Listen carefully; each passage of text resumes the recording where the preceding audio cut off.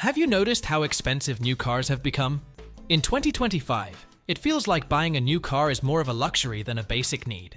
You used to walk into a dealership and drive out with a decent car for under $25,000. Now, even compact models are creeping into luxury pricing. So the question is it still worth it to buy a brand new car in 2025? Or is your money better spent elsewhere? With new tech, rising interest rates, electric car options, and better used car warranties, people are starting to wonder if that new car smell is still worth the cost. Let's count down the top 10 reasons why buying a new car in 2025 might not be the smart move anymore. Or in some cases, why it still could make sense.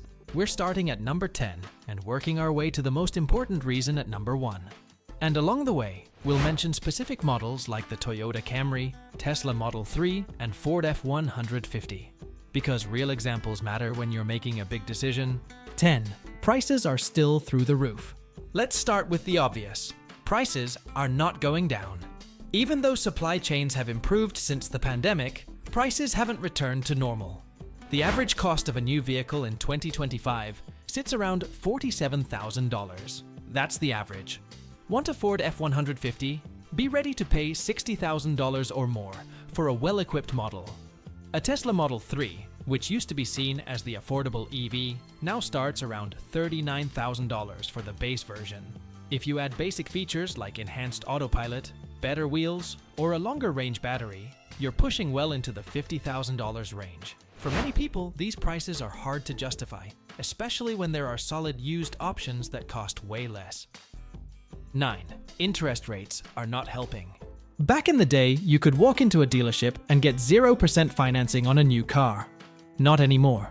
In 2025, auto loan interest rates are hovering around 6 to 8%, depending on your credit. That might not sound like much, but on a $45,000 vehicle, it adds thousands in interest over the life of the loan. Some people are taking out 7-year loans just to afford the monthly payment, but that means you're paying way more in the long run. Used cars usually come with higher interest rates too, but the difference in price often still works in their favor. 8. Depreciation hits fast. Here's something most people forget until it's too late. New cars lose value fast. The second you drive off the lot, your car is worth less. After the first year, a new vehicle can lose 20 to 30% of its value. By year 5, it may have lost up to 60%. So if you bought a brand new Toyota Camry for $32,000, 5 years later it could be worth just $13,000 or $14,000. That's a huge drop for something you're still paying off or thinking of trading in. Used cars don't depreciate as quickly because someone else already took the hit. So unless you're planning to keep your car for 10 years or more, that fast depreciation can be a big problem. 7. The used car market is more reliable now. In the past, buying used felt risky. You never really knew what you were getting.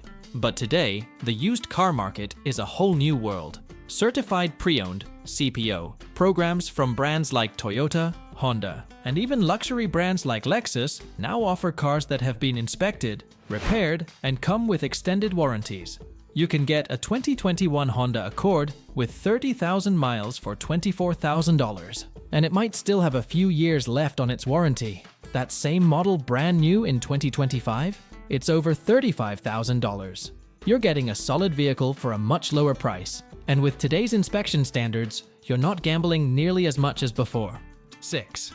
EV technology is moving fast. Electric vehicles are the future, but in 2025, things are changing so quickly that it's hard to know what to buy. That's actually a big reason some people are hesitating to get a new EV. Let's say you're thinking about the Tesla Model 3 or the Hyundai Ioniq 6.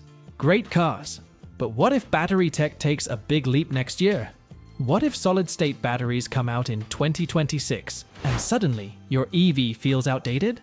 With EVs, software updates can keep things fresh, but hardware doesn't change after you buy it. A lot of people are now leasing instead of buying, just to avoid being stuck with outdated technology. 5. Subscription features are getting annoying. Here's something new for 2025. Your car might charge you monthly for things you already have. BMW, for example, has tested subscription fees for heated seats. Tesla charges for software upgrades like full self-driving, which costs an extra $12,000 on top of the base price. Even regular features like remote start, adaptive cruise control, or navigation systems may come with monthly costs now. So you're not just paying more upfront, you're paying more every month too. If you're going to pay subscriptions just to use what's already built into the car, it makes the cost of ownership feel endless. 4. Insurance rates are rising. Another thing people don't always factor in: insurance costs. In 2025, insurance premiums have gone up almost across the board. New cars are more expensive to repair, especially EVs. A minor fender bender in a Tesla can cost thousands to fix because of the sensors and specialized parts. If you finance a new car, you'll also need full coverage. That's not optional. Compared to insuring a 5-year-old car, premiums on new vehicles can be hundreds more per year. It all adds up, especially if you're already stretching your budget just to afford the car itself. 3. New doesn't always mean better. Just because a car is new doesn't mean it's automatically better. Some 2025 models are getting criticized for software bugs, overly complicated touchscreens, or removing physical buttons for everything. The new Volkswagen ID.7, for example, has received mixed reviews for its lack of intuitive controls. Even reliable brands like Toyota have had some recent models with quality control issues. Meanwhile, older models from a few years ago, like the 2020 Mazda 3 or 2019 Subaru Outback, are praised for their simplicity and build quality. Sometimes the newer model looks sleeker, but that doesn't always mean it drives better or lasts longer. 2. Leasing makes more sense for some. In today's market, leasing is becoming a smarter option for certain buyers, especially those interested in EVs or luxury cars. With a lease, you're not locked in for 7 years. You use the car for 3 or 4 years, then return it and move on. No worrying about resale value, no worrying about outdated tech. Leasing also often comes with lower monthly payments compared to financing, though you won't own the car at the end. If you're the kind of person who likes having the latest features or doesn't want long-term commitments, leasing in 2025 might make more financial sense than buying new. 1. But sometimes buying new still makes sense. Now, here's the flip side. There are still good reasons to buy a new car in 2025, depending on your situation. If you plan to keep your car for a long time, like 10 to 15 years, buying new can be a smart move.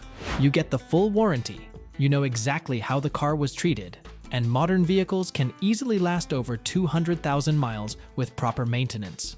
Also, if you're looking at hybrids like the 2025 Toyota Prius, you're getting one of the most reliable and efficient vehicles on the market. Some buyers want peace of mind, and for them, buying new is worth the extra cost. So, is buying a new car in 2025 still worth it? It really depends on what you value most. If you're after the latest tech, a long-term vehicle, and don't mind paying more, then yes, go for it. But if you're trying to save money, avoid monthly surprises, and stay flexible, a used car or even a lease might be the smarter move right now. Thanks for watching. If this video helped you think differently about your next car, hit that like button and share it with a friend who's car shopping right now. And don't forget to subscribe for more honest, helpful content every week. We've got more coming that you won't want to miss. See you in the next one.